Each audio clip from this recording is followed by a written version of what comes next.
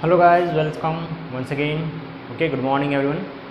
और तो कल का हमने आपने जो भी पढ़ाया था वो शायद लगता है कि आपने पूरा का पूरा पढ़ लिया होगा। ठीक है, अब हम क्या करने वाले, आज हम हमारा नया टॉपिक चालू करेंगे। यहाँ पे बड़ा ही इंपॉर्टेंट टॉपिक है और बड़ा ही मज़ेदार टॉपिक, इंटरेस्टिंग टॉपिक है। ठीक है, थोड़ा सा लेंदी है टॉपिक्स, क्वेश्चंस थोड़े से बड़े हैं लेकिन बहुत इंटरेस्टिंग है। ठीक है, तो उस टॉपिक का नाम है integrations bye partial fraction method. ठीक है, हम तो लेसन पढ़ रहे हैं इंटीग्रेशन, सभी को मालूम है। इंटीग्रेशन में ही ऑलमोस्ट हम आखिर में आ ही चुके हैं इंटीग्रेशंस के। ठीक है, तो उसका जो बड़ा ही इंपॉर्टेंट जो टॉपिक है बोल सकते हो आप इस लेसन का, वो है आपका इंटीग्रेशन बाय पार्शियल फ्रैक्शन। ठीक है,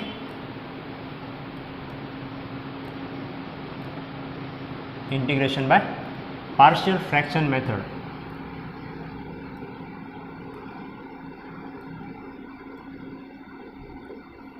ओके, ये इंपॉर्टेंट है। ठीक है जी, partial fraction. Actually partial fraction होता क्या है, पार्शियल फ्रैक्शन मेथड होती क्या है, अभी हम यहाँ पे पढ़ने वाले हैं। ठीक है, तो सिंपल सा कंसेप्ट दिख रहा है भैया, यहाँ पे फ्रैक्शन दिख रहा है। इसका मतलब आपको एक बात समझ में आ गई होंगी कि यहाँ पे भैया न्यूमरेटर और डिनोमिनेटर ये दो टाइप्स रहने वाले हैं, दो फंक्शंस रहने वाले हैं। आपके पास यदि कोई क्वेश्चन दिया है जहाँ पे आपको दिया है कि भैया इंटीग्रेशन ऑफ द टाइप, ऊपर में एक फंक्शन दिया है एफ ऑफ एक्स और नीचे में एक फंक्शन दिया है suppose g of x d x, इस टाइप का कहीं पे आपको क्वेश्चन दिया है तो समझ जाना है कि भैया ये जो क्वेश्चन है वो मैक्सिमम टाइम में देख के आइडेंटिफाइड करना है। इसमें भी हमने बहुत सारे देखे थे, P x plus Q upon quadratic की इक्वेशन था रूट के अंदर, ये सब बातें थी। ठीक है, मानता हूँ मैं, लेकिन इस केस में आपको क्या मिलने वाला है ध्यान में रखना। जब कभी भी आपको इस फ्रैक्शन टाइप का क्वेश्चन मिलेगा और उस फ्रैक्शन टाइप के क्वेश्चन में आपको मैक्सिमम टाइम एक चीज़ मिलने वाली है, that is the power of denominator will always be greater than power of numerator. क्या बोला? Power of denominator will be always greater than power of numerator. तो इस केस में आपके पास 2 से 3 तरीके हैं इस क्वेश्चन को सॉल्व करने के। ठीक है, कंसेप्ट समझ गया? सबसे पहली बात ये पैटर्न रहने वाला है, ऊपर में भी क्वाड्रेटिक इक्वेशन दिखने वाला है, नीचे में भी क्वाड्रेटिक इक्वेशन दिखने वाला है। हो सकता है नीचे में ऊपर में पूरा का पूरा क्वाड्रेटिक इक्वेशन ना हो, x + 2 या ऐसे कुछ। ठीक है, इस टाइप का क्वेश्चन आ जाए और ठीक है पॉलिनोमियल दिखे, यहाँ पे पूरा क्वाड्रेटिक इक्वेशन दिखे। ओके, तो इस केस में क्या करना है आपको इनके फैक्टर्स निकालना। क्या करना है आपको? इनके फैक्टर्स निकालना है और उसके बाद आपको उस मेथड के तहत सॉल्व करना है। तभी मैं आपको बता देता हूँ कि इसके फैक्टर्स कैसे निकालने हैं। तो आपके पास जो फर्स्ट टाइप निकल के आ सकता है वो फर्स्ट टाइप ये हो सकता है कि जो आपके पास जी ऑफ एक्स है उसके रूट, जी ऑफ एक्स है ना, जी ऑफ एक्स मैंने कहा था कि क्वाड्रेटिक इक्वेशन रहेगा, तो भैया क्वाड्रेटिक इक्वेशन है, इसका मतलब इसके रूट्स निकलने वाले हैं। तो भैया डिपेंडिंग अपॉन रूट्स आपको 3 टाइप में ये पार्शियल फ्रैक्शन कैटेगराइज किया गया है। ठीक है, तो भैया रूट कितने टाइप्स के हो सकते हैं? तो भैया जो इसके रूट्स निकलने वाले हैं वो रूट हो सकते हैं रियल एंड नॉन रिपीटेड। समझे? रूट्स कैसे हो? रूट्स रियल हो और नॉन रिपीटेड हो, ये एक टाइप है। सेकंड टाइप हो सकता है कि भैया रूट तो रियल है मगर रिपीटेड है। और थर्ड टाइप जो हो सकता है वो है कि जो रूट्स है वो है अनरियल या इमेजिनरी।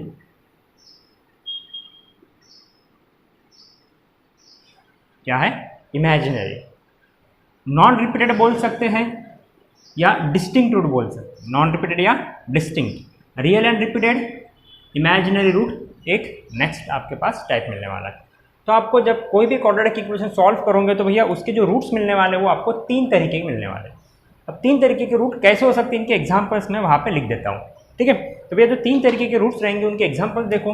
रियल है, नॉन रिपीटेड। रियल यानी व्हाट? एक्स का वैल्यू डिफाइंड है। ओके, हाँ, तो इसका मैं एक एग्जाम्पल आपके आगे देता हूँ। एग्जाम्पल ऐसा हो सकता है भैया, एक रूट मिला x + 3, दूसरा रूट मिला x - 2। रूट्स कैसे है मेरे? रियल है। इसका मतलब क्या कि x का वैल्यू कितना निकल के आता है यहाँ से 3, x का वैल्यू कितना निकल के आता है यहाँ से 2। रियल है और नॉन रिपीटेड, x का वैल्यू रिपीट हुआ क्या? नहीं हुआ। रियल एंड रिपीटेड का एग्जाम्पल बताता मैं, x + 3, x + 3। हाँ जी, ये वैल्यू रियल है, x का वैल्यू कितना निकल के आएगा? -3। रियल वैल्यूज है, यहाँ पे भी x के वैल्यू कितना निकल के आएगा? -3। लेकिन 2 बार x के वैल्यू कितने आ रहे हैं? -3 आ रहे हैं। इसका मतलब ये वैल्यूज क्या हो रहा है? रिपीट हो रहा है, रिपीट हो रहा है। इसलिए हमने इस टाइप के रूट्स को नाम क्या दिया है? रियल एंड रिपीटेड रूट्स नाम दिया है, real and non repeated roots नाम दिया है। बहुत से बार आपको अब इमेजिनरी वाला देख लेते हैं। इमेजिनरी में आपको कैसे मिलने वाला है? इमेजिनरी में आपको एक सिंगल स्क्वायर के तहत मिलने वाला है, x² + 2 = 0। इस टाइप का रूट निकल के आएगा। अरे बात ध्यान में, इस टाइप का रूट निकलेगा, बोलो इस फैक्टर निकलेगा। अब इसमें से x का वैल्यू कैसे निकालेंगे बोलो? X square is equals to -2, therefore x is equals to क्या हो जाएगा, अंडर रूट ऑफ -2। ये अंडर रूट ऑफ -2 वाला वैल्यू फिर कैसा है, हमने हमारे बेसिक्स में पढ़े थे या हमारे प्रीवियस क्लासेस में पढ़े थे, रूट के अंदर माइनस साइन, ये होता है आपका इमेजिनरी नंबर आई, आयोटा, जो आई से हम डिनोट करते हैं, जिसका वैल्यू को अंडर रूट ऑफ -1 होता है। ठीक है, x equal to root of minus, root के अंदर माइनस साइन आ गया, इसका मतलब वो इमेजिनरी बन गया। देखो इसको हम क्या कहेंगे, इमेजिनरी रूट्स। तो भैया जब 3 अलग अलग प्रकार के रूट्स आते हैं तो फिर उनको आपको सॉल्व किस तरीके से करना है, अरे बात ध्यान में, ये हम यहाँ पे थोड़ा सा पढ़ने वाले हैं। अरे बात ध्यान में देख लो, यहाँ पे जो आपको क्वेश्चंस मिलने वाले पार्शियल फ्रैक्शन के अंडर में, वो कैसा रहने वाला है, वो रहेगा f of x upon g of x वाला पैटर्न रहने वाला है। उसके बाद आपको देखना है कि रूट्स उसके कैसे होंगे, जी ऑफ एक्स बड़ा रहेगा, एफ ऑफ एक्स छोटा रहेगा, तो उस केस में फिर जी ऑफ एक्स के आपको रूट निकालना है। जी ऑफ एक्स के रूट देखो किस तरीके से निकल सकते हैं, यहाँ पे 3 टाइप्स मैंने बता दिया रूट के। एक तो रूट हो सकता है भैया रियल एंड नॉन रिपीटेड, एक तो रूट हो सकता है, बोलो real and repeated, nothing but distinct बोल सकते हैं आप उसको। ठीक है, नॉन रिपीटेड को डिस्टिंक्ट बोल सकते हैं, रियल एंड रिपीटेड उसका भी एग्जांपल मैंने आपके पास दे दिया है। नेक्स्ट इमेजिनरी, उसका भी मैंने आपके पास एग्जांपल दे दिया है।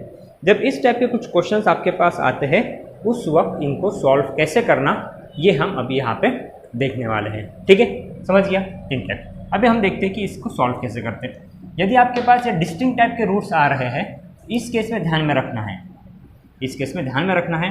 अभी मैं सिंपल में आपको बता रहा हूँ, यदि आपके पास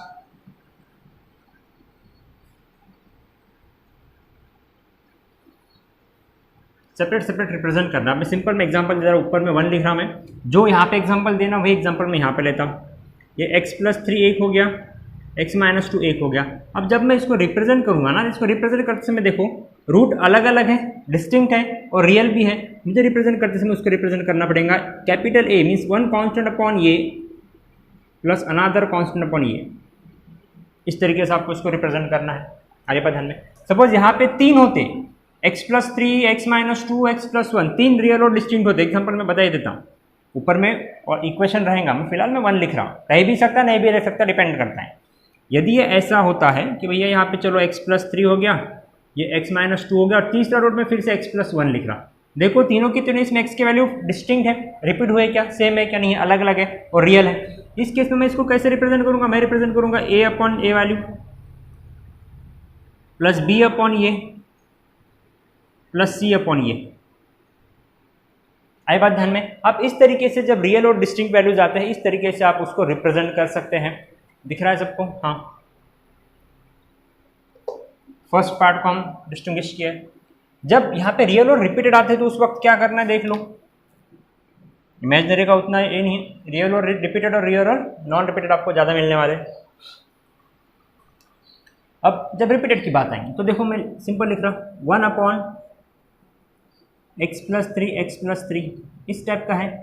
इसके साथ में आपको एक दूसरा भी रूट दे ही देता हूँ x - 1। ठीक है, देखो x के 2 वैल्यू रिपीट हो रहे हैं, एक वैल्यू अनरिपीटेड है, तो इसको मैं देखो कैसे लिखता हूँ, जो अनरिपीटेड वैल्यू है सिंगल वैल्यू उसको a के तहत ट्रीट करो, जो रिपीटेड वैल्यू हो रहे हैं उसको यहाँ पे इस तरीके से लिखना है b अपॉन x + 3, और इसको लिखना है आपके पास c में x + 3 का स्क्वायर। इसको ध्यान में रखो किस तरीके से किया जाता है जल्दी से।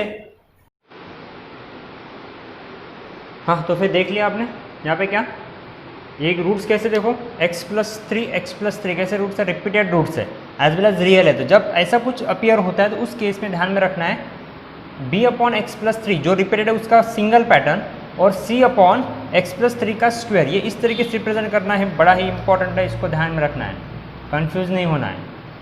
इसका दूसरा एक मैं एग्जांपल आपको दे देता हूँ जहाँ पे सिर्फ रिपीटेड रूट्स मिलते हैं। अभी आपको मैंने 3 दे दिया, जिसमें से एक नॉन रिपीटेड था, जो नॉन रिपीटेड है उसको अलग से सेपरेटेड नोट करना है, और जो रिपीटेड है उसको इस तरीके से लिखना है। दूसरा मैं लिख के दे रहा हूँ यहाँ पे जहाँ पे सिर्फ रिपीटेड रूट्स निकलेंगे, x - 2 x - 2, nothing but x - 2 का होल स्क्वायर भी आप इसको रिप्रेजेंट कर सकते हो। ठीक है ना, देखो x के वैल्यूज कितने, x = 2 x = 2, x के वैल्यू 2 निकल रहा है और रिपीटेड है, वो रियल भी है और रिपीटेड है। तो हम उसको किस तरीके से लिखेंगे, उसको हम लिखेंगे भैया a upon x - 2 as it is plus b upon x - 2 का स्क्वायर। ये चीज़ ध्यान में रखना है भाई, कुछ भी हो जाए देखो भूलना नहीं है इसको। ये रिप्रेजेंटेशन बड़ा ही इंपॉर्टेंट है। एक बार आपको रिप्रेजेंटेशन करना आ गया, बाकी का कैलकुलेशन यू इजीली हो जाएगा, क्योंकि आपने बाकी का मैथमेटिकल जो इंटीग्रेशन का टाइप्स है वो आपने सॉल्व किया है, इजीली आप सॉल्व कर पाओगे। ठीक है, ध्यान से देखो कैसे लिखना है इसको। सेकंड का स्क्वायर, यहाँ पे 3 होते हैं, x minus two, x minus two, यहाँ पे फिर से c upon x minus two का क्यूब लग गया होता। ठीक है ना, इफ़ यू वांट मैं उसको ऐसे भी लेता हूँ एक। चलो फिर से यहाँ पे एक लगा दे रहा मैं, x माइनस टू, कितने फैक्टर्स हो गए जी यहाँ पे 3 बार 2 वैल्यू रिपीट हो रहा है, तो यहाँ पे फिर से देखो कैसा लग जाएगा, plus c upon x minus two का क्यूब। आई क्या बात ध्यान में, देखो किस तरीके से रिप्रेजेंट करना है। ठीक है, ये काय के लिए हो गया, ये हो गया जब आपके रूट्स रियल रहेंगे और नॉन रिपीटेड रहेंगे। रूट्स रियल है और नॉन रिपीटेड है, यानी डिस्टिंक्ट है, अलग अलग है, तो आपको सेपरेट a अपॉन एक फैक्टर, b अपॉन दूसरा फैक्टर रिप्रेजेंट करना है। उसी तरीके से 3 डिफरेंट रहेंगे तो a अपॉन एक, b अपॉन दूसरा, c अपॉन तीसरा, सेपरेट रिप्रेजेंट करना है। इसके बाद सॉल्व कैसे करना मैं आपको बताने वाला हूँ, क्वेश्चन जब आएंगे तब।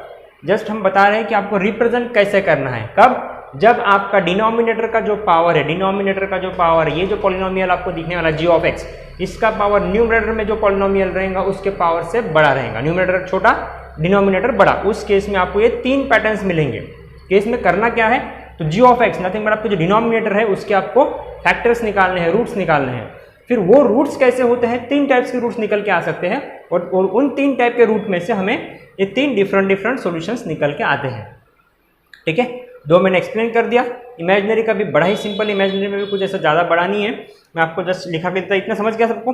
हाँ, यहाँ पे लिखा के देता मैं शायद से, ये मिटा देता। ये देखो फैक्टर्स कैसे हो रहे हैं, ठीक है ना, इसको मिटा रहा हूँ। या फिर इफ़ यू वांट हम नीचे भी लिख सकते हैं इसको, ठीक है ना, हम नीचे लिख लेते हैं, स्पेस है हमारे पास। ओके, नीचे लिख लेते हैं। तो देखो ये थर्ड जो निकल के आएगा, जहाँ पे आपका रूट कैसा है, इमेजिनरी है, इमेजिनरी। हाँ, उस केस में देखो इमेजिनरी एंड डिस्टिंक्ट, इमेजिनरी में रिपीट नहीं मिलेगा, इमेजिनरी डिस्टिंक्ट मिलेगा। उस केस में आपको मिलने वाला है 1। मैं ऊपर में 1 लिख रहा, लेकिन ऊपर में भी पॉलिनोमियल इस तरीके से हो सकता है, px प्लस q पैटर्न मिल सकता है। ठीक है, आप कंफ्यूज होंगे करके मैं ज़्यादा कुछ लिख रहा नहीं, सिर्फ 1 लिख रहा हूँ। अपॉन यहाँ पे देखो क्या निकल के आता है, हो सकता है कि यहाँ पे ऐसा फैक्टर आ रहा है, ऐसा क्वाड्रेटिक इक्वेशन मिल रहा है कि जिसके रूट्स निकलना पॉसिबल नहीं है, जिसके रूट्स जो निकलते हैं वो इमेजिनरी निकलते हैं। इसके रूट्स क्या निकलते हैं, इमेजिनरी निकलते हैं। एग्जांपल मैंने दिया था एक्स स्क्वायर प्लस 2, ठीक है, इमेजिनरी निकलते हैं। उस केस में क्या करना है, सपोज मैं लिख रहा पहला x माइनस 1, ये रियल पार्ट हो गया, आपका रियल रूट है। दूसरा यदि आपके पास x square plus 3, x square plus 3 यानी क्या, x square equal to minus 3x equal to under root minus 3। इसका मतलब है कैसा हो गया, इमेजिनरी पार्ट हो गया, इसके रूट निकालना मुश्किल है, रियल रूट्स नहीं निकल रहे इसके। तो देखो, और ये वाला रियल पार्ट है, सेपरेट है, इसको किस तरीके से रिप्रेजेंट करते देख लो।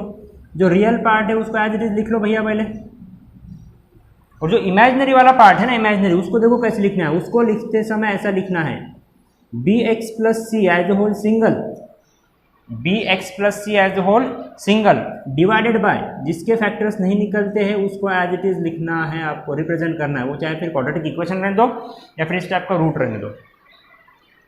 आगे बात ध्यान में देख लो, ध्यान से, बहुत ही इंपॉर्टेंट है।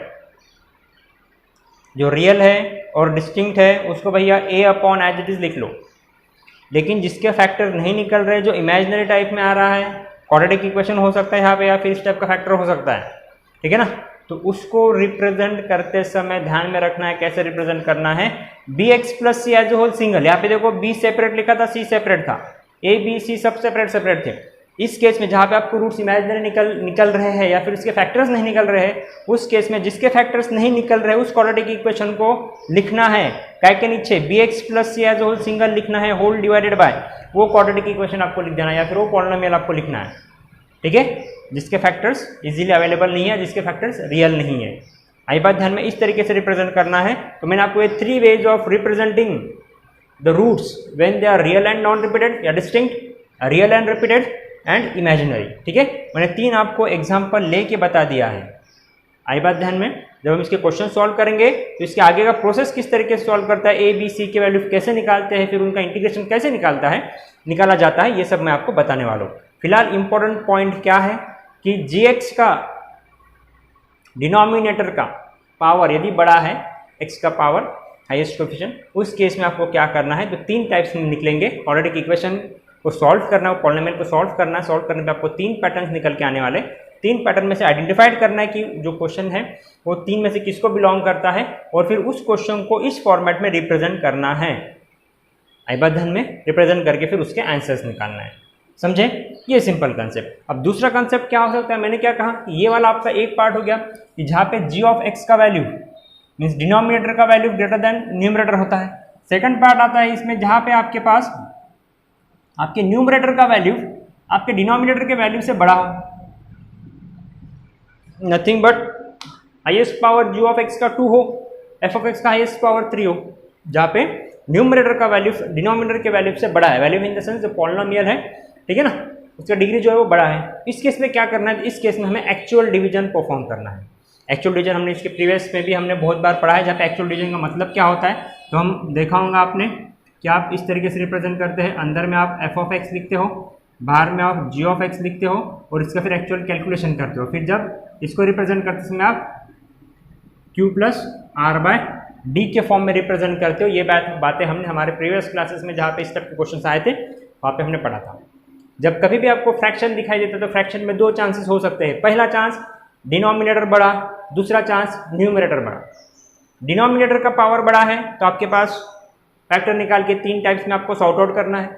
यदि न्यूमरेटर बड़ा है तो आपको एक्चुअल डिवीजन परफॉर्म करके पहले ये सॉर्ट आउट कर देना है q plus are by D, फिर इस r बाई डी को इस टॉपिक के तहत ट्रीट करना है। अरे बात ध्यान में, बड़ा ही सिंपल है, बड़ा ही मज़ेदार टॉपिक है। इसको हम अभी क्वेश्चंस लेंगे और इसका प्रैक्टिस कर लेंगे, ठीक है। क्वेश्चंस लेते हैं और इसका प्रैक्टिस करते हैं, ध्यान में रखना है, ठीक है। हाँ चलो, तो हम हमारा फर्स्ट क्वेश्चन लेते हैं। यहाँ पे देख लो, पहला क्वेश्चन ले लेंगे। इंटीग्रल सिंपल से चालू करेंगे, धीरे धीरे डिफिकल्टी लेवल बढ़ाएंगे। Integral x plus 1 whole divide by x square plus 5x plus 6 whole divide by x square plus 5x plus 6 dx लिख लिया आपने, ठीक है। देखो यहाँ पे ऊपर में पॉलिनोमियल है, नीचे में भी पॉलिनोमियल है। इसका हाईएस्ट डिग्री कौन सा है, 2 है, इसका क्या है, 1 है। इसका मतलब यहाँ पे स्टेट वे डिस्टिंग्विश कर पा रहे हो आप क्या, कि आपके डिनोमिनेटर का जो g ऑफ x पॉलिनोमियल उसका पावर न्यूमरेटर के पॉलिनोमियल से बड़ा है। इसका मतलब जो मेरी रिक्वायरमेंट है उस रिक्वायरमेंट के तहत मेरा क्वेश्चन दिया है। अब मुझे स्टेट वे क्या करना है, मुझे g ऑफ x के फैक्टर निकालना है, नथिंग बट मेरे डिनोमिनेटर के फैक्टर्स निकालना है। चलो मैं इसको सोल्यूशन चालू कर देता हूँ, ठीक है। Therefore let i is equals to integral, इसके सोल्यूशन बड़े रहने वाले हैं, ठीक है। X square plus 5x plus 6, इसके फैक्टर्स निकालो। देखो मल्टीप्लाई करने पे 6x स्क्वायर और ऐड करने पे 5, 3 2 निकल के आएगा, 3 × 2 ये बच जाएगा भैया x प्लस 1, ठीक है। चलो इधर लिख लेता हूँ, which is equal to integral x plus 1 divided by x square plus 3x plus 2x plus 6, 3 2 जा 6x स्क्वायर, ऐड करो 5x dx, ठीक है। Therefore i is equals to integral x plus 1 whole divided by, हाँ जी, x common निकल गया, x plus 3। तो मेरे पास 2 फैक्टर्स बन के आए, कौन से, वो 2 फैक्टर्स है जी। एक है मेरे पास x प्लस 2, दूसरा फैक्टर है x प्लस 3। आई बात समझ में सबके? ओके। अब देखो उसको किस तरीके से लिखना है, इंपॉर्टेंट बात। Therefore i equal to integral x plus 1 divided by x plus 2 x plus 3। बोलो मुझे रूट्स कैसे है, या डिनोमिनेटर के रूट्स कैसे है, रियल और डिस्टिंक्ट है, क्या रियल एंड इमेजिनरी है, रियल एंड रिपीटेड है? बोलो रियल है, x equals to 2 x equals to 3 real part है, ठीक है। उसके बाद रिपीट हो रहा है क्या, एक बार x का वैल्यू 2 आ रहा है, एक बार x का वैल्यू 3 आ रहा है, इसका मतलब रिपीट भी नहीं हो रहे और वैल्यूज कैसे रियल है। इसका मतलब मेरा फर्स्ट कैटेगरी को ये बिलोंग करेगा, roots are real and distinct. जब रूट्स रियल और डिस्टिंक्ट होते हैं तो हम उसको किस तरीके से लिखते हैं, हम उसको लिखते हैं सेपरेट, a अपॉन a का फैक्टर प्लस b अपॉन दूसरा फैक्टर, लिख लिया। इसको इंटीग्रेशन आप दे सकते हो, अब यहाँ पे सिंपल कंसेप्ट है, यहाँ पे आपको क्रॉस मल्टीप्लाई करना है, ठीक है ना। यहाँ से इंटीग्रेशन साइन थोड़ी देर के लिए निकाल ले सकते हो आप। अब आपको यहाँ पे क्रॉस मल्टीप्लाई करना है, देयरफॉर ये भी देखो मेरे पास बचा x+1 होल डिवाइड बाय, बड़ा ध्यान से सुनो इसको, ठीक है, बहुत इंपॉर्टेंट टॉपिक है, हमेशा क्वेश्चन फंसता है। क्रॉस मल्टीप्लाई करो, यहाँ पे 2 ही है करके क्रॉस मल्टीप्लिकेशन, जहाँ पे बड़ा हो जाएगा वहाँ पे आप एलसीएम निकाल सकते हो। भैया a into x plus 3 plus b into x plus 2 whole divided by x plus 2 x plus 3। यहाँ पे देखो इधर के डिनोमिनेटर और इधर के डिनोमिनेटर सेम है, तो भैया ये दोनों एक दूसरे को क्या कर लेंगे, कैंसिल आउट कर लेंगे। भैया मेरे पास बचा क्या, therefore x plus 1 is equals to a into x plus 3 plus b into x plus 2। ध्यान से सुनिए, ये बहुत इंपॉर्टेंट है, इसको स्मॉल 1 दे दो। अब क्या करोगे बोलो, अब हम क्या करेंगे, एक बार a का वैल्यू निकालेंगे, एक बार b का वैल्यू निकालेंगे। तो a और b का वैल्यू कैसे निकालते हो, इसके प्रीवियस में भी हमने a और b के वैल्यूज निकाले थे, लेकिन वहाँ पे हमने क्या किए थे, वहाँ पे हमने इसको मल्टीप्लाई किया था।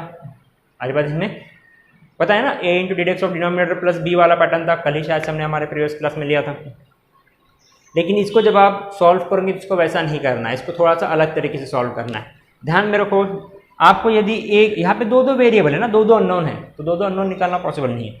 आप ध्यान में रखो, जब आपको एक बार जब आपको a का वैल्यू निकालना है उस केस में आपको b को 0 करना है, और जब b का वैल्यू निकालना है उस केस में आपको a को 0 करना है, ताकि एक एक करके दोनों के वैल्यू निकल जाए।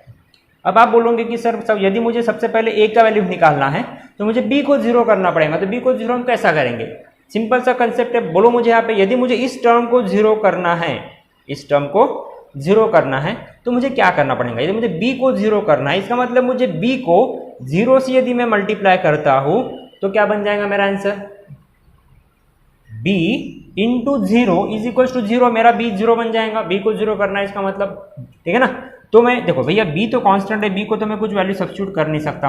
यहाँ पे वेरिएबल कौन है मेरे पास, x-2 वेरिएबल है। इसका मतलब क्या है कि मुझे x-2 को 0 सब्स्टिट्यूट करना है। x-2 0 कब हो जाएगा, x-2 0 कब होगा बोलो, x-2 is sorry x plus 2 0 कब बन जाएगा, x plus 2 is equal to 0 when x equals to -2। यदि मैं x का वैल्यू यहाँ पे -2 डालूं तो -2 प्लस 2 क्या बन जाएगा 0, और 0 इंटू b क्या बन जाएगा, ये 0 बन जाएगा। आगे बात ध्यान में, और उस केस में मेरे पास a का वैल्यू इजीली निकल के आता है।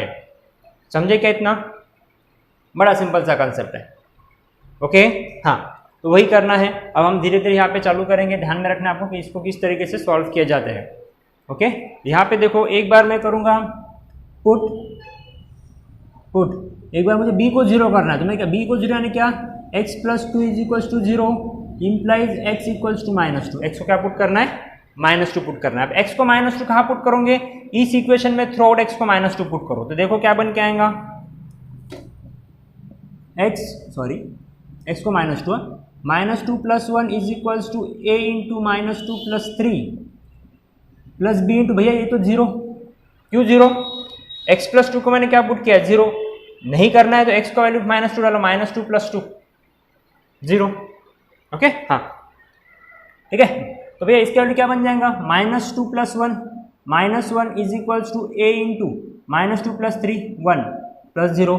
इसका मतलब क्या निकला भैया, a इज इक्वल्स टू -1 निकला है, शायद दिख रहा नहीं होगा आपको। a इक्वल्स टू क्या निकला आपके पास, a इक्वल टू -1 निकल गया, बहुत इंपॉर्टेंट, a इक्वल टू -1, ठीक है। धीरे से हम यहाँ पे पुट करेंगे। नेक्स्ट एक बार मैंने क्या किया, b को 0 किया, a निकल गया। अब मुझे b निकालना है तो मुझे a को 0 पुट करना पड़ेगा। a 0 कब बन जाएगा बोलो, a 0 कब बन जाएगा, जब मैं a को 0 से मल्टीप्लाई करूंगा। 0 से मल्टीप्लाई ने क्या हो, x प्लस 3 को मुझे क्या करना है, 0 करना है। इसका मतलब क्या करूंगा मैं, put x plus 3 equal to 0 implies x equal to -3, हाँ कि नहीं। अब ये -3 इस इक्वेशन नंबर स्मॉल 1 के दोनों तरफ डालना है, ये बन जाएगा भैया -3 plus 1 is equal to a into x plus 3 0, x plus 3 0 direct 0 put कर दो, टेंशन ही नहीं लेगा। b into x plus 2, x की जगह -3 प्लस 2। अब बोलोगे बहुत से बच्चे की सर पे 0 कैसे हो रहा है, ठीक है ना, चलो एक बार पुट कर ही लेते हैं। ये देखो -3 + 3, आई बात क्या ध्यान में, x की जगह पे मैंने -3 डाला, -3 + 2 -2 is equals to a into, हाँ जी 0 हो गया, एक ही बात है, b into -1 -2 is equals to a into 0 0, b into -1 -b, minus minus cancel, therefore b is equals to क्या निकला, 2 निकला। देखो a का वैल्यू -1 निकला, b का वैल्यू 2 निकला, देख लो सब लोग, समझा क्या, ठीक है, बड़ा सिंपल। अब क्या करूँगा वही बात, ये a और ये b का वैल्यू उठा के इस इक्वेशन में सब्स्टिट्यूट कर दूँ, क्या में सब्स्टिट्यूट करोगे, इस इक्वेशन में सब्स्टिट्यूट करूँगी, इसको दे दो इक्वेशन नंबर 1 दे दो, क्योंकि आप क्वेश्चन को यदि 1 नहीं दे रहे हो तो फिर इसको 1 दो, इसको स्मॉल 1 दो, और क्या बात ध्यान में, ठीक है, या फिर यहाँ पे भी डाल सकते हो, कुछ भी दिक्कत वाली बात नहीं है, ठीक है। तो चलो मैं यहाँ पे सब्स्टिट्यूट करता हूँ और फिर इसको सॉल्व करता हूँ, समझ में आ रहा नहीं आ रहा है, ठीक है जी, सिंपल कॉन्सेप्ट। हाँ चलो, ये टर्म इज इक्वल टू ये टर्म, अब मुझे इसको इंटीग्रेट करके सॉल्व करना, डायरेक्टली आंसर निकल जाएगा, ओके। हाँ तो therefore equation 1 becomes, therefore equation 1 becomes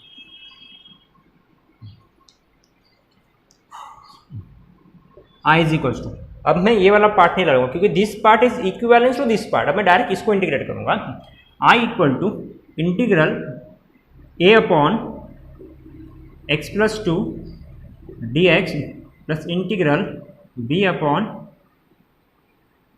x plus 3 dx, बड़ा ही आसान इंटीग्रल। हाँ a का वैल्यू कितना निकला जी, -1 अपॉन x प्लस 2, यहाँ पे मैक्सिमम टाइम जो आंसर निकलेंगे ना वो लॉग में निकलेंगे, लॉग ऑफ समथिंग, b का value 2 upon x plus 3 dx।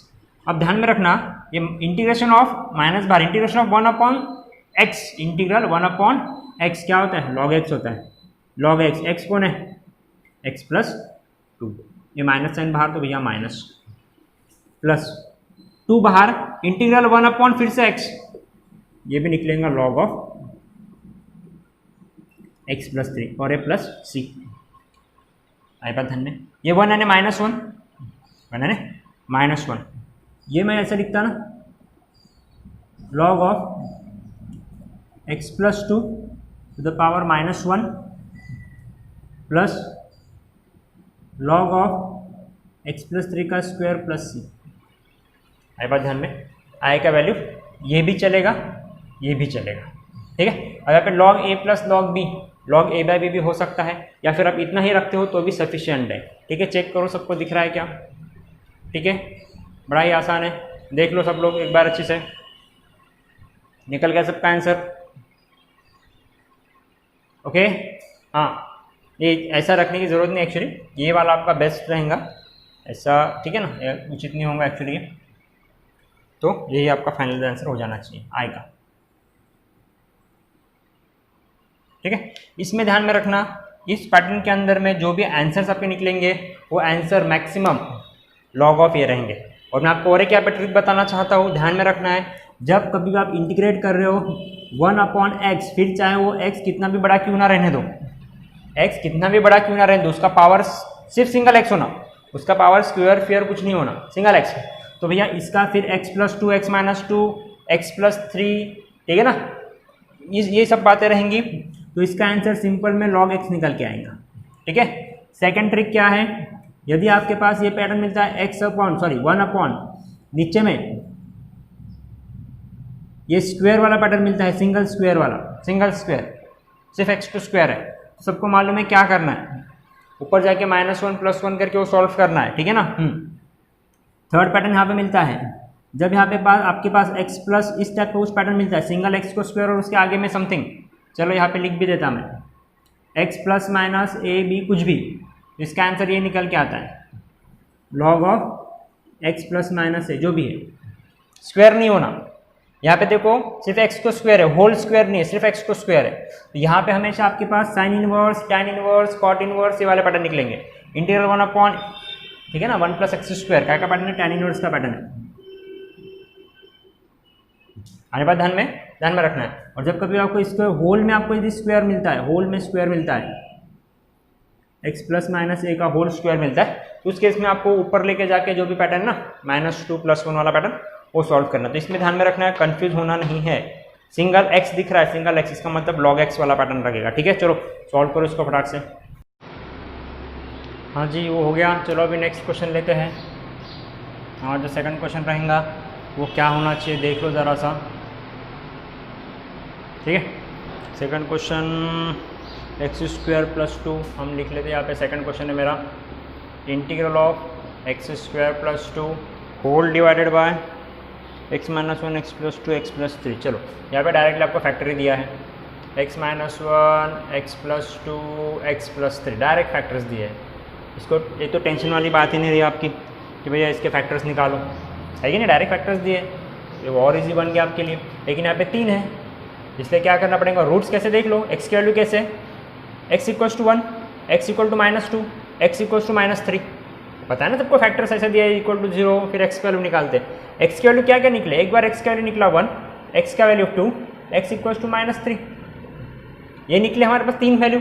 देखो तीनों वैल्यू अलग अलग है, डिस्टिंक्ट है, इसका मतलब नॉन रिपीटेड है, और तीनों की तीनों वैल्यू रियल है, इमेजिनरी है क्या, नहीं है, रियल है। तो ये कॉन्सेप्ट कैटेगराइज में हो गया, real and distinct, real and non repeated, इस कैटेगरी में हो गया। ठीक है, समझ गया ना, x के वैल्यूज कैसे निकाला जाए, फैक्टर्स हो गए, इसके वैल्यूज ये निकल गए। ओके, हाँ, इसको डायरेक्टली हम सॉल्व करेंगे सॉल्यूशन में। हाँ जी, I = integral x² + 2 divided by x - 1 x + 2 x + 3 is equal to, देखो इसको मैं कैसे लिखूंगा जो बोलो, a/a का फैक्टर प्लस b/ दूसरा फैक्टर प्लस c/ तीसरा फैक्टर। समझ गए? देखो जो हमने बेसिक में मैंने आपको एक्सप्लेन किया था, इसी तरीके कुछ एक्सप्लेन किया था। ओके, हाँ, तो इसको दे दो, आपको 1 दे दो, कैपिटल 1 दे दो इसको। अब इसमें क्या करना है, मुझे मैंने बताया था आपको, क्रॉस मल्टीप्लाई करो फिर एलसीएम निकालो। ठीक है ना, तो देयरफॉर अभी धीरे से देख लो, एलसीएम आपका यही रहेगा, हमेशा ध्यान में रखना, कितना भी चाहे बड़ा नंबर रहे तो this denominator must be equal to this denominator. क्यों? क्योंकि ये दोनों कैंसिल होते हैं, फिर इक्वेट करना होता है, this is equal to this equate करना होता है। ठीक है ना, लेकिन ठीक है, आप डिनोमिनेटर लिख भी लोगे, लेकिन इसके बगल में भी फैक्टर्स लिखना पड़ेगा ना, वो कैसा लिखते हो देख लो एक बार ध्यान से, इंपॉर्टेंट है। I = 2, ठीक है, अब मैं इसको लिखूँ, ठीक है, चलो लिख लेता, x² + 2 whole divided by x - 1 x + 2 x + 3 equal to, यहाँ पे देखो आप कैसे लिखोगे, बिल्कुल ध्यान से सुनना है, ठीक है ना, बहुत इंपॉर्टेंट है। देखो ए का, इसका एलसीएम तो भैया पूरा का पूरा निकलने वाला है, सिंपल कंसेप्ट बता रहा, ज़्यादा लोड मत लो। ए का डिनोमिनेटर x - 2 है, बाकी के दो के जो डिनोमिनेटर है ना वो चुपचाप से ए को मल्टीप्लाई करना है। बी के वक्त भी वैसे ही, बी को उसका डिनोमिनेटर छोड़ देना है, बी का डिनोमिनेटर छोड़ देना है, और ए और सी के डिनोमिनेटर से बी को मल्टीप्लाई करना है।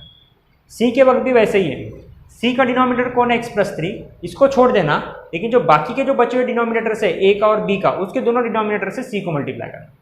आए बात ध्यान में, खुद का डिनोमिनेटर छोड़ के बाकी उनके डिनोमिनेटर के साथ मल्टीप्लाई करना है, सिंपल फंडा है। देखो जी क्या करूंगा मैं यहाँ पे, a इंटू x - 1 नहीं मल्टीप्लाई होगा, कौन होगा, दूसरे के दो, x + 2 और x + 3 मल्टीप्लाई हो गया, प्लस b इंटू x - 2 से मल्टीप्लाई नहीं करना, किससे तो करना है, दोनों से करना है, x - 1 x + 3 plus c into इन दोनों से करना है उसका छोड़ के, दैट इज x - 1 और x + 2। देखो बड़ा ही सिंपल है, समझ गए क्या बोला मैंने, कांस्टेंट जो भी है ना a b c, उनके खुद के डिनोमिनेटर से उनको मल्टीप्लाई नहीं करना, बाकी के जो दोनों के डिनोमिनेटर होते हैं ना उनको मल्टीप्लाई करना है। a मल्टीप्लाई होगा b और c के डिनोमिनेटर से, b मल्टीप्लाई होगा a और c के डिनोमिनेटर से, c मल्टीप्लाई होगा a और b के डिनोमिनेटर से, देख लो। ओके, हाँ, और जो एलसीएम है वो तो एलसीएम आपका ये निकल के आ रहा है। ओके, अब आप क्या करोगे, अब आप सिंपली निकाल लो इसको, सिंपली निकाल लो इसको, ठीक है।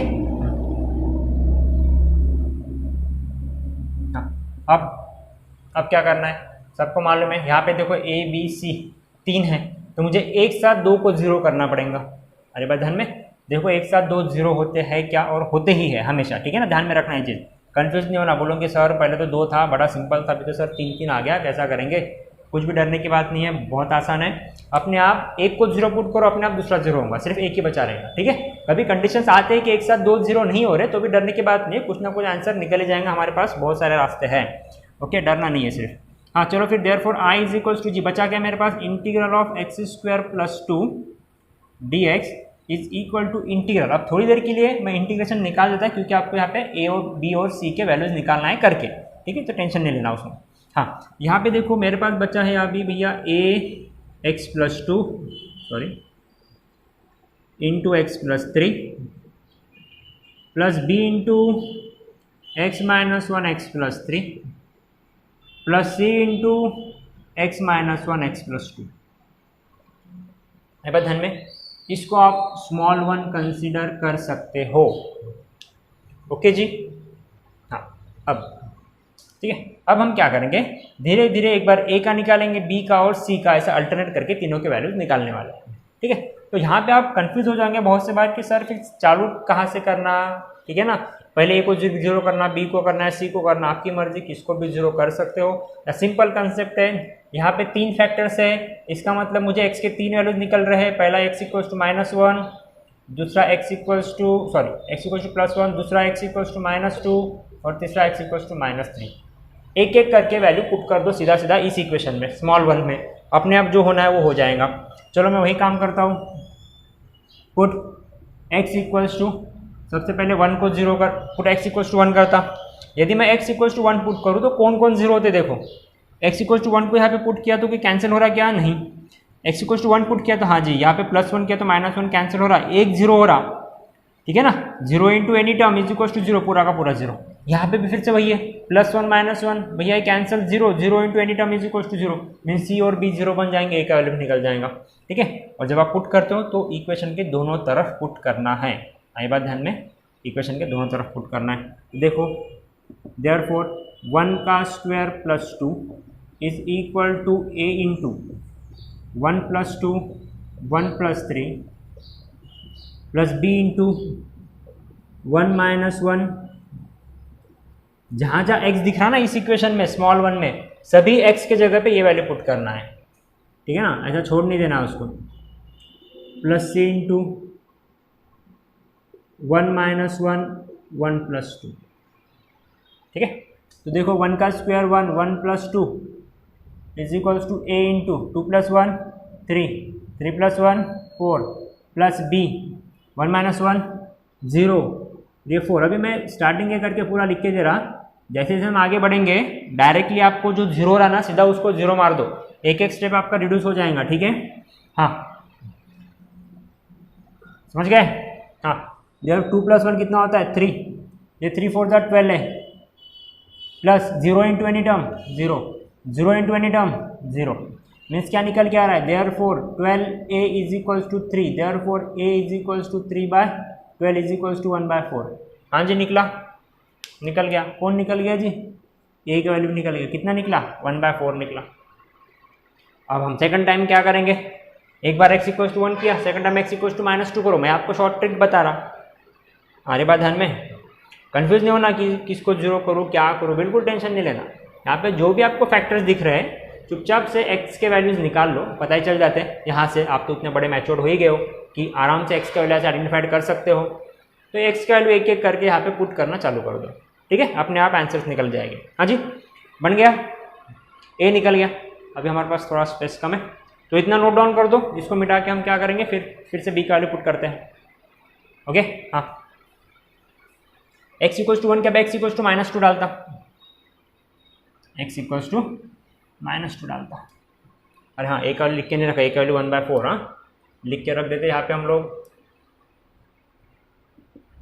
a equals to 1/4। हाँ अब मैं यहाँ पे करूँगा भाई पुट क्या, x इक्वल्स टू -2, हाँ जी पुट करो दोनों तरफ, -2 का square plus 2 is equals to a into -2 + 2 -2 + 3 plus b into -2 - 1 -2 + 3 plus c into -2 - 1 -2 + 2। -2 का स्क्वायर कितना होता है 4 plus 2 is equals to a into इसका स्क्वायर कितना 0, सॉरी इंटू इसका स्क्वायर कितना 1 प्लस बी इंटू इसका स्क्वायर कितना -3 और इसका 1 प्लस सी इंटू इनका स्क्वायर कितना -3 और इसका 0। 4 + 2 कितना होता है 6 equals to a 0 into any term 0 plus -3 into 1 -3 -3 into b -3b plus 0 into any term 0। इसका मतलब क्या कि देयरफॉर भाई 6 is equals to -3b, therefore b is equals to -2 6/2।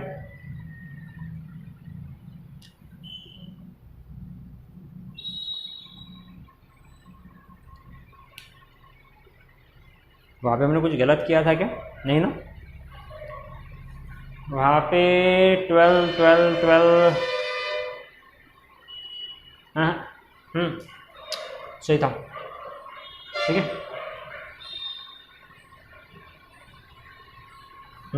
1/4 3 निकला था वहाँ पे, हाँ ठीक है। 6 और ये 3 डिवाइड हो गया, 3 2 6 -2 आंसर निकल गया। बी का आंसर कितना निकला -2। देख लो एक बार फटाक से, हम फिर सी का निकालेंगे। बी निकल गया मेरे पास -2, लिख के रख रहा मैं सब। देखो इसको नोट डाउन करो फटाफट। ओके हाँ, अभी हम पुट करेंगे सी को। नेक्स्ट फैक्टर कौन बचा है मेरे पास? x = -3 बचा है, x = -3 पुट करता। अब देखो ये 3 स्टेप के जगह पे हम एक स्टेप में काम कर सकते हो इसका। कैसा कैसा? x = -3 पुट किया तो कौन 0 बन रहा? -3 पुट किया, -3 + 3 कैंसिल, एक 0 बन गया।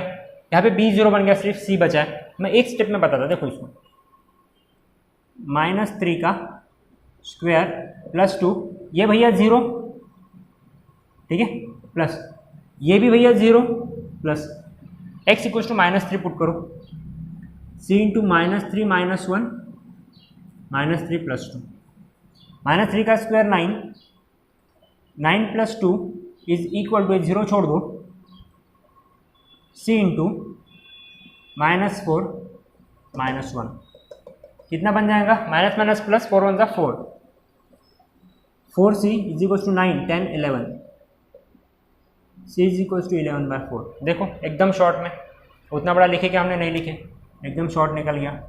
अब धीरे धीरे ये टाइप कर सकते हो, ये सब बातें आप धीरे धीरे कर सकते हो, ठीक है ना, क्योंकि धीरे धीरे आपको प्रैक्टिस बन जाएंगे, आपको सबको मालूम है। हाँ यहाँ पे एक बात ध्यान में रखना है, जब ये वैल्यूज पुट करते हो -3 तो कैलकुलेशन करते वक्त जो अपने बेसिक्स हमारे क्लास 11 के बेसिक्स में हमने पढ़ा था, सिम्बॉल्स का, मैट्रिक्स के वक्त हमने पढ़ा था, मैट्रिसेस के वक्त, इस सिम्बॉल्स का जो साइन अपना नंबर का जो साइन होता है प्लस माइनस, उसमें कितना इंपॉर्टेंट है। तो यदि वो मल्टीप्लिकेशन एडिशन करते समय यदि आप कंफ्यूज हो रहे हो, यदि आपका गलती से भी गलत हो रहा है ना, तो पूरा का पूरा आंसर गलत हो जाएगा। एक आंसर गलत हो गया तो बाकी को देखेंगे नहीं, पूरा आपका आंसर गलत आना है। तो बहुत आराम से आपको करना है इसको, ताकि ये गलत ना हो, ठीक है ना। कभी कभी हो सकता है कि घाई गड़बड़ में मैं भी यहाँ पे बताते कभी हो सकता है कन्फ्यूजन में लिख दूँ, तो भी आप करेक्शन कर लो थोड़ा सा, ठीक है, होना नहीं चाहिए। आई बात ध्यान में? हाँ इसको देख लो। सी का आंसर निकल गया 11/4, सी का भी आंसर लिख लेते हैं हम लोग यहाँ पे। सी का आंसर निकला 11/4, बी का निकला था -2, ए का निकला था 1/4। ओके, अब हम क्या करेंगे, अब हम ये जो वैल्यू है ए बी सी के हम यहाँ पुट करेंगे इक्वेशन नंबर कैपिटल 1 में, और डायरेक्टली हम लोग यहाँ पे सॉल्व करने वाले हैं। ओके जी हाँ, तो देखो अब हम यहाँ पे पुट करेंगे इसको, मैं लिख रहा डायरेक्ट यहाँ पे, put a = 1/4, b = -2, c = 11/4। Okay, कहाँ पे? In capital 1। तो क्या बन जाएगा देख लो, डायरेक्ट इसको लिख रहा, देयरफॉर I = इंटीग्रल a यानी 1/4 upon x - 1 dx plus integral b कोण -2 upon x + 2 dx plus integral c कोण 11/4, और ये बन गया भैया x + 3 dx। अब यहाँ से आसानी से आप लिख सकते हो, इनके आंसर निकल के आएगा भैया 1/4 log of x - 1 -2 log of x - 2 plus 11/4 log of x + 3 plus c। ये रहा आपका आंसर आएगा। तो आपका बहुत प्रैक्टिस हो गया है, तो आप इजीली लिख सकते हो ना। -2 बाहर, इंटीग्रल 1/x -2 log x, 11/4 बाहर, इंटीग्रल 1 ये कंप्लीट x log x। अभी मैंने बताया, इसके पहले ट्रिक बताया था, स्क्वायर नहीं दिख रहा है इसका मतलब स्ट्रेट में लॉग मारो, 1/4 बाहर 1/x माइनस log x -2, ठीक है। चलो ये आपका आंसर हो गया, इसको नोट डाउन करो। थोड़े लेंथी क्वेश्चन है लेकिन अच्छे क्वेश्चन है। हाँ अभी हम नेक्स्ट क्वेश्चन लेंगे, चलो देखते हैं क्या है, कैसे थर्ड होगा। ये रहते हैं x³ -4x integral of x³ -4x square plus 3x + 11 plus 3x + 11 whole divided by x² - 5x + 6 x² - 5x + 6 dx। हाँ जी चलो बोलो फटाफट, क्वेश्चन देखो अच्छे से ध्यान से। कौन सा पैटर्न है? आपके न्यूमरेटर और आपके डिनोमिनेटर को कंपेयर करो, किसका पावर बड़ा है? न्यूमरेटर का दिख रहा है ना क्यूब, इसमें स्क्वायर। तो मैंने बताया था जब आपको इस टाइप का कुछ पैटर्न दिखता है तो उसमें क्या करना है आपको, बोलो। इस केस में देखो, इस केस में f(x) is greater than g(x), तो क्या करना होता है? सबसे पहले इसको एक्चुअल डिवीजन करना पड़ता है, पड़ेगा, और डिनोमिनेटर के पावर को बड़ा करना पड़ेगा, ठीक है। मेरी लैंग्वेज में उसका एक्चुअल डिवीजन कहूँगा, ठीक है। तो देखो एक्चुअल डिवीजन कैसे किया जाता है सबको मालूम है, इसका प्रैक्टिस करो।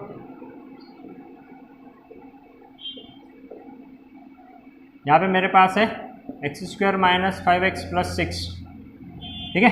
x³ है, धीरे धीरे बताया था मैंने, प्रीवियस में भी बताया कि इस टाइप का डिवीजन कैसे परफॉर्म किया जाता है। सबसे पहले हमको क्या, किसको कैंसिल आउट करना है? x³ को कैंसिल आउट करना है। हम धीरे धीरे चालू कर देंगे भैया, बोलो। x³ को कैंसिल करने के लिए कैसे मल्टीप्लाई करना पड़ेगा? x से मल्टीप्लाई करना पड़ेगा, x को पूरे टर्म से मल्टीप्लाई करना है, x × x² x³ minus 5x × x 5x² plus 6 × x 6x। हाँ जी चलो कैंसिल करो, सब्ट्रैक्ट, कैंसिल सब्ट्रैक्ट है तो प्लस माइनस, इसको carry over as it is. हाँ जी -4x + 5x² x² plus 6x, sorry plus 3x - 6x -3x, ये plus 11 as it is carry over.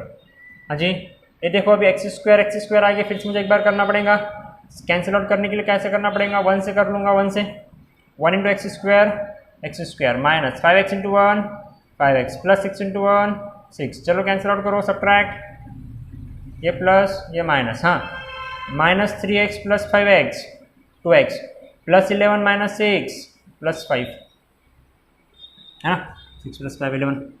हाँ जी बन गया। देखो इससे ये पावर छोटा हो गया तो हम इसको रिप्रेजेंट कर सकते हैं, ये आपका कोण Q, ये आपका कोण R, ये आपका कोण D। तो मैं क्या करूँगा, इसको Q + R/D में अरेंज करूँगा। तो देयरफॉर I = इंटीग्रल, लिखूँ पूरा का पूरा लिखता, -4x² plus 3x plus 11 whole divided by x² - 5x plus 6 equals to Q + R/D, equals to Q + R/D equal to, हाँ जी बोलो, ये बन गया मेरा x + 1 plus R/D 2x + 5 divided by x² - 5x plus 6। देखिए इसको ऐसे अरेंज किया, तो ये ऐसे अरेंज किया, इसका मतलब इसको भी इंटीग्रेशन देना ही पड़ेगा, हाँ कि नहीं।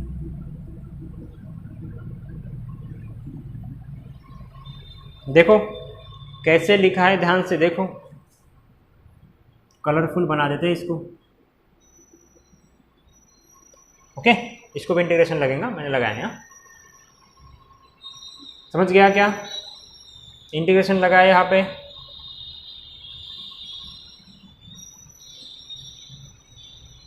ठीक है।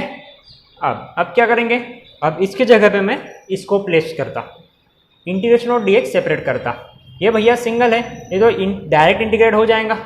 रही बात इसकी, तो ये मेरा फिर से वही पार्शियल फ्रैक्शन वाला पैटर्न है, तो मुझे इसको फिर से पार्शियल फ्रैक्शन के पैटर्न के तहत ट्रीट करना पड़ेगा और उसी के तहत सॉल्व करना पड़ेगा। तो चलो सबसे पहले इसको रिड्यूस कर लेते। Therefore I = integral of x dx plus integral 1 dx plus integral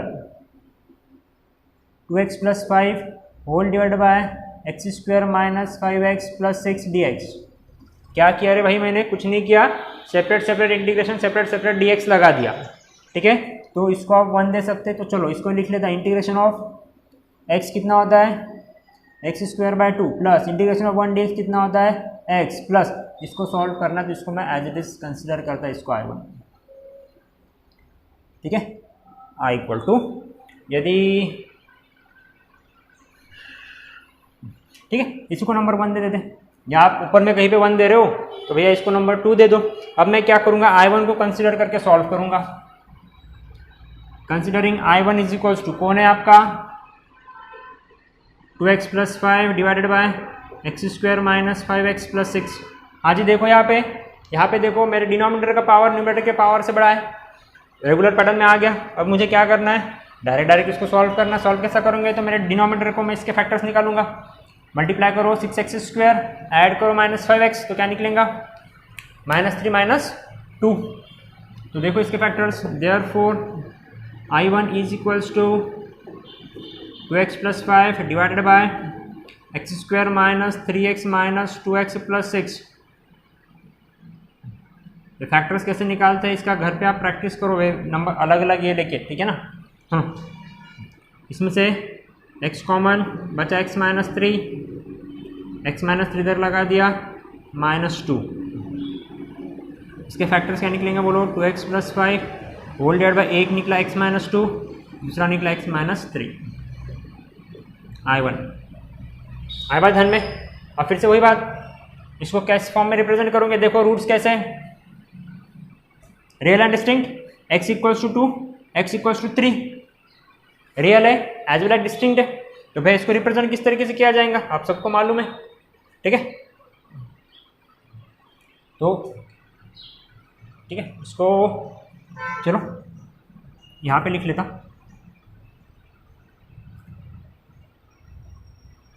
okay, उधर नहीं जाएंगे, उधर फिर से नया कुछ सॉल्व करते हैं। इससे यहाँ पे जंप कर रहा मैं directly, therefore I1 is equals to 2x plus 5 upon x minus 2, x minus 3। हाँ बोलो कैसे लिखोगे, a upon x minus 2 plus b upon x minus 3। आई बात ध्यान में, समझे। हाँ, इसको अभी आप दे सकते हो स्मॉल 1। अब सबको मालूम है कैसे सॉल्व करना है। देयरफॉर I1 इक्वल्स टू, दिख रहा है क्या,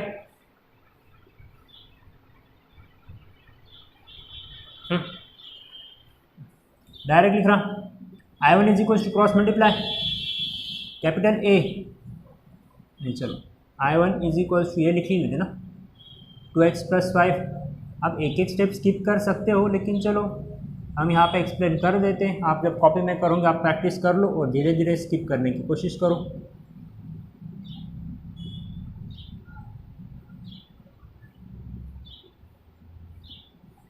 ठीक है, हाँ जी, ये दोनों कैंसिल हो जाएंगे, इधर में बचेगा मेरे पास सिर्फ ये चीज़। ठीक है, तो हम इसको भी सॉल्व करेंगे।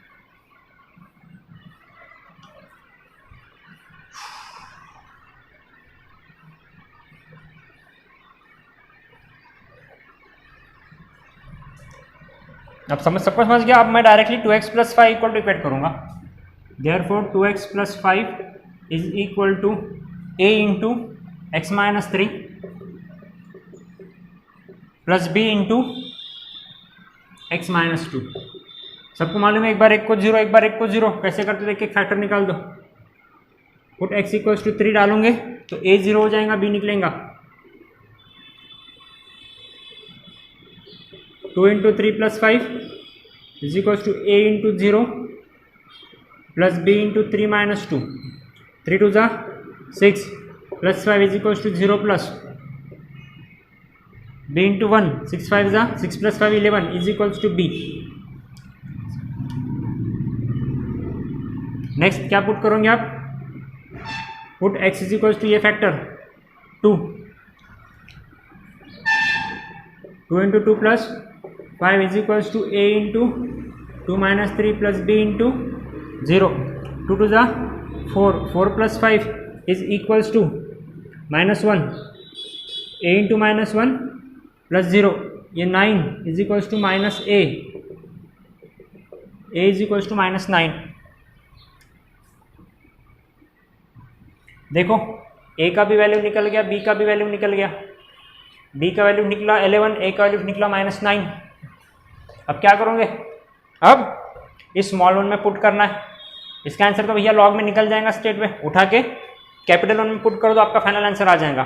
ठीक है, अब मैं इसका यहाँ पे लिखता हूँ तो डायरेक्ट आंसर लिखता हूँ। देखो therefore I1 is equals to a upon x minus 2 integral -9 upon x minus 2 dx plus integral b upon x minus 3